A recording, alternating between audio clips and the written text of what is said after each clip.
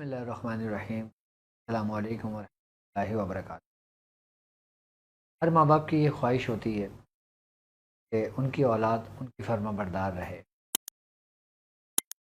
ان کو اچھی بہو ملے اور ان کی بیٹیوں کے اچھی جگہ رشتے ہو جائیں، ان کی بیٹیوں کا نصیب اچھا ہو۔ یقیناً ماں باپ اپنی بیٹی کو سب کچھ دے سکتے ہیں سوا نصیب کی۔ مثال ہمارے بزرگ ایسے ہی فرماتے ہیں کہ بادشاہ اپنی بیٹی کو ہر نعمت، ہر چیز، ہر قیمتی جواہرات دے سکتا ہے سوا نصیب۔ نصیب وہ نہیں دے سکتا۔ تو ہر ماں کی خواہش ہوتی ہے کہ میری بچی کا نصیب اچھا ہو۔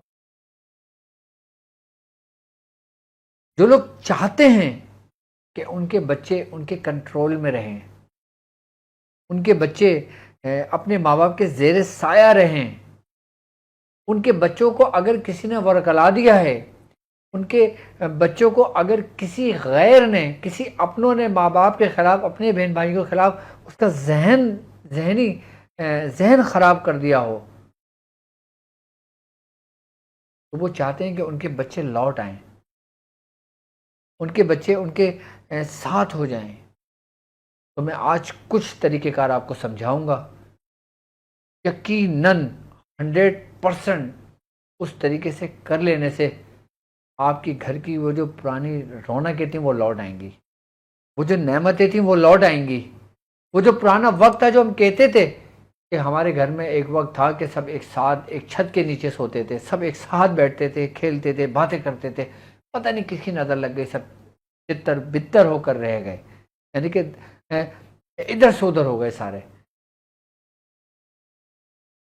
وہ ماں باپ جو یہ چاہتے ہیں کہ ان کی اولاد ان کی آنکھوں کا تارا رہیں، ان کے بچوں کا نصیب اچھا ہو، ان کے گھر میں رزق کی کشادگی رہے، وہ کسی کے محتاج نہ ہو، اگر وہ قرض دار ہو تو ان کے قرض کی ادائیگی ہو جائے، تو سب سے پہلے یاد رکھنا کہ آپ جب بھی کھانا کھائیں، چاہے وہ صبح کا ہو، دوپہر کا ہو، رات کا ہو، اپنے گھر کے اندر ایک معمول یہ ضرور بنائیں کہ آپ دسترخوان پہ اپنے بچوں کے ساتھ بیٹھ کر کھانا۔ اگر آپ کے بچوں میں نہ اتفاقی ہے، اگر چھوٹا بھائی بڑے بھائی اور بڑا بھائی چھوٹے بھائی سے نہیں کرتا، تو آپ پھر بھی کہو کہ دسترخوان پہ بیٹھ کر کھانا کھاؤ، چاہے تم ایک دوسرے سے بات نہ کرو لیکن کھانا دسترخوان پہ بیٹھ کر کھاؤ۔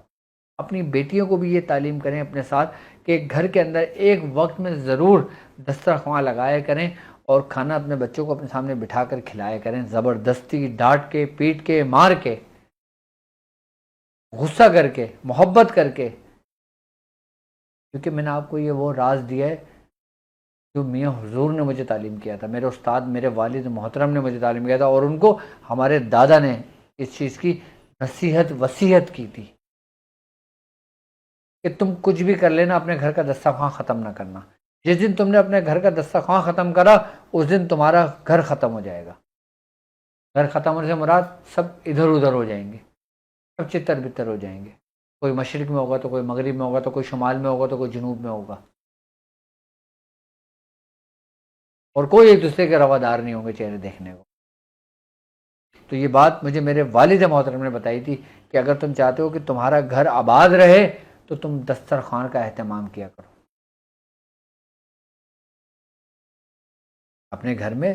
اور جس گھر کے اندر دسترخوان لگتا ہے اس دسترخوان پہ باقاعدہ بزرگان دین فرماتے ہیں کہ برکتیں نازل ہوتی ہیں، اتاری جاتی ہیں، اور وہ برکتیں جب اس دسترخوان پہ اترتی ہیں تو پھر پورے گھر میں پھیلتی ہیں، اور جب وہ برکتیں پورے گھر میں پھیلتی ہیں تو گھر کے اندر سے شیاطین دور ہوتے ہیں، گھر کے اندر سے نیگیٹیوٹی دور ہوتی ہے، گھر کے اندر سے جادو دور ہوتا ہے، گھر کے اندر سے وہ نافرمانے، نہ وہ شیطانی چٹکلے وہ ختم ہوتے ہیں، وہ شیاطین جو ہمارے دماغوں میں قابض کیے ہوئے ہوتے ہیں وہ ہمارے دماغوں سے نکلتے ہیں۔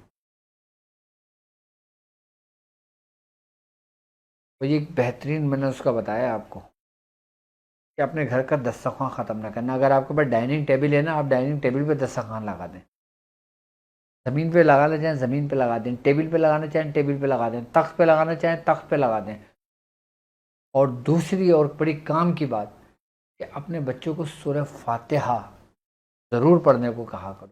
اگر بچے نہ پڑھ سکیں آپ خود ضرور پڑھا کرو، کم از کم 40 مرتبہ سورہ فاتحہ اس طریقے سے پڑھنا ہے جو طریقہ میں آپ کو بتا رہا ہوں کہ بسم اللہ الرحمن الرحیم، الحمد للہ رب العالمین، الرحمن الرحیم، مالک یوم الدین، ایاک نعبد و ایاک نستعین۔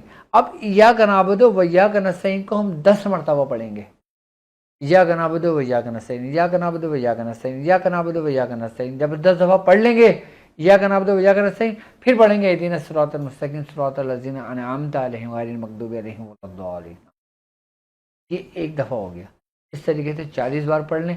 40 بار نہیں پڑھ سکتے، کم از کم 10 بار ضرور سورہ فاتحہ اس طریقے سے پڑھ لیں، اپنی بیٹیوں کو تعلیم کر دیں۔